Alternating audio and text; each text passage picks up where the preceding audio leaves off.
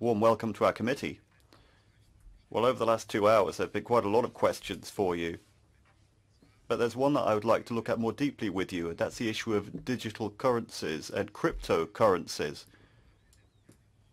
Bitcoin, for example, has become much more important in recent years. To what extent is this a competition to the euro and the ECB? How can money laundering and criminality be combated in the use of cryptocurrencies? How can the ECB be working? Another question that we haven't had yet is that in Germany, we've currently got negative interest rates, and the response in Germany is very negative. For small savers, for German Sparkassen, the small savings banks and cooperative banks, this is really difficult. As you see it, do you think it's unavoidable to have a reduction in the number of banks? Or do you think that the diversity of the banking market in Germany could actually be an asset in dealing with an upcoming economic and financial crisis? I hope you're not asking me my view on a particular merger. So, thank you so much for bringing us back to the digital currencies, because I think it's important. The principle that I set out earlier on, number one, financial stability and avoidance of risks, but number two, allowing the innovation and not stifling it, I think remains. I would distinguish between, cryptocurrencies a la bitcoins, which, certainly can be analyzed differently depending on where they are reviewed. There are places in the world where they are regarded as assets.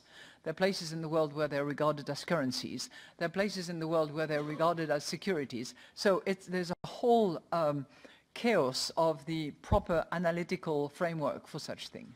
But in the main, what we have observed recently is that it has been a fairly speculative and highly volatile product, and one that is not sufficiently large to actually threaten stability and be a hindrance to the proper transmission of monetary policy.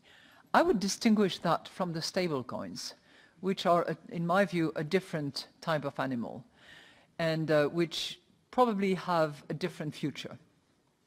But that being said, I believe that stable coins, whether they are the Libras of this world or central bank digital currencies, they have to be in compliance with all the rules and regulations that apply to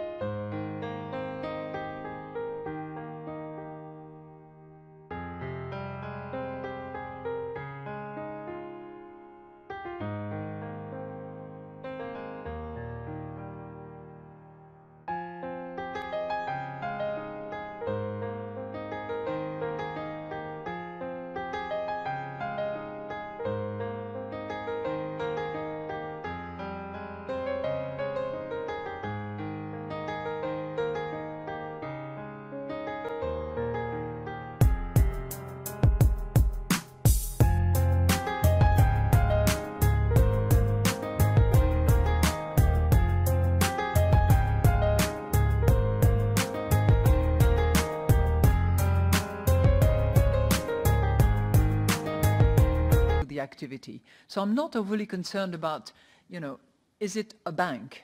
I think it's far more important to focus on the activity that is conducted by those groupings to make sure that there is full compliance with the regulations that apply to those products. And in that vein, I would suggest that anything that protects against money laundering, against the financing of terrorism, against financial stability, against proper transmission of monetary policy should be... Never make it really big and be accepted by governments, regulators, if you're anonymous and if you give individuals the opportunity for money laundering and for bad things. And if you all follow the press, you know that Bitcoin always is the boost for things like this. Anonymous transactions, people buying drugs, buying weapons, buying things that they should... Something that we do not want to do with OneCoin. We don't want people who need this anonymity, they can go somewhere else, but not with us. And this is also why we are very, very strict on procedures.